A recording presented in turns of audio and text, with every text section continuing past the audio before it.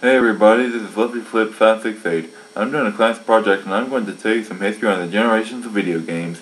We'll go through the 5th, 6th, and 7th generations. Let's start with the 5th generation. The 5th generation was when cartridges started to decline and CDs started to rise. This is because CDs are cheaper to produce than cartridges. The two 5th generation consoles we'll focus on in this video is the Nintendo 64 and the PlayStation 1. The Nintendo 64 was made with cartridges. Nintendo said it was just to decrease loading times and piracy compared to a compact disc. However, they really wanted it so they could charge higher licensing fees.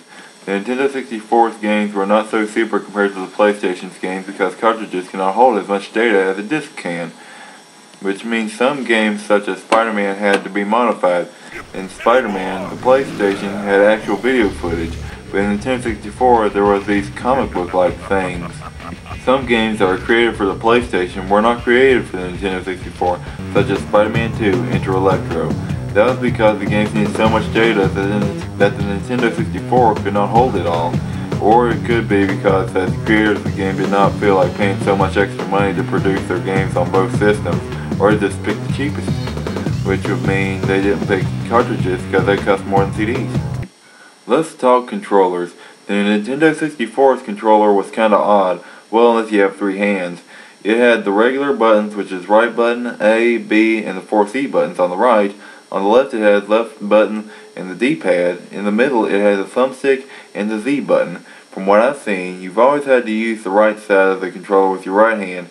However, on some games you either had to use the left side, middle, or both with your left hand. The controller also had a slot in the back where you could place rumble pack in it or a memory card in it. The PlayStation controller was pretty simple. When it started, it was just 2 L buttons, 2 R buttons, 4 regular buttons, and a D-pad. Later on, the turbo feature was introduced. Even further on, 2 analog sticks were added to the controller. The Nintendo 64 had the turbo feature as well. Oh, and I forgot to mention, both consoles' controllers had pause buttons. Yeah, you gotta pause it somehow if you gotta take a break. Let's talk about the 6th generation now. First, let's talk about the Nintendo GameCube. The GameCube plays discs that seem small. The controller is easier to use than Nintendo 64's. There was also an attachment for it known as the Game Boy Player. This attachment allowed you to play Game Boy games, Game Boy Color games, and Game Boy Advance games on your GameCube. Also in the 6th generation, there was the PlayStation 2 and the original Xbox. Both the Xbox and PlayStation 2 could play music, CDs, and DVD movies, like the PlayStation 1 from the 5th generation. The PlayStation 2 was the most successful though due to Sony's success with the PlayStation 1. People decided to upgrade with the next generation with the same company. The PlayStation 2 could play PlayStation 1 games and could use PlayStation 1 controllers and memory cards. Now the Xbox.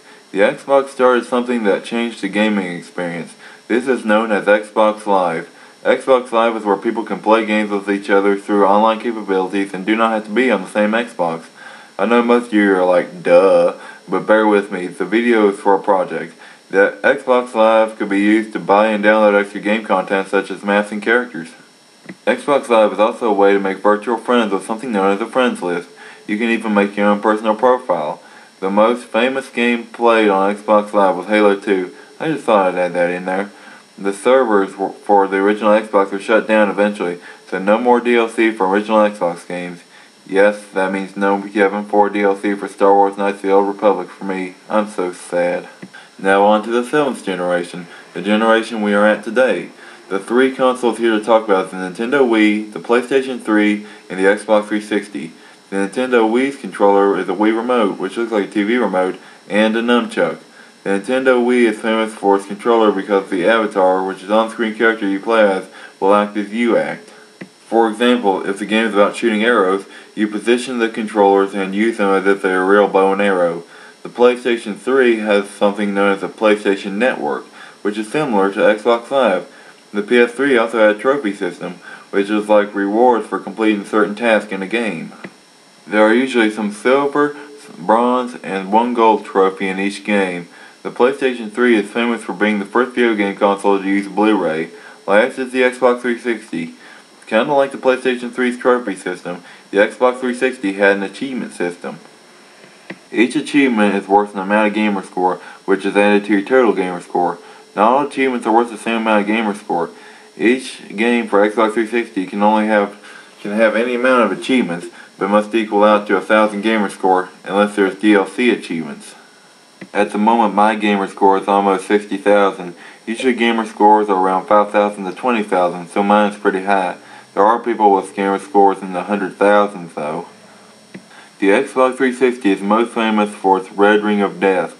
This happened so much when the console was first released that Microsoft extended the warranty from 1 year to 3 years. There are other problems with it too. It had the open tray error, which is when the Xbox 360 does not recognize there is a disc in the disc tray. I had it 11 times literally. Microsoft finally came out with a working Xbox 360 though. There was also the Kinect for Xbox 360, which is like an advanced version of the Wii Remote. Instead of using the controller, the Kinect lets you use your entire body. Well, that's almost all for this video. Enjoy the credits, then that'll be all. Then we'll call it a day. Actually, we can call it a week since this video took forever to make.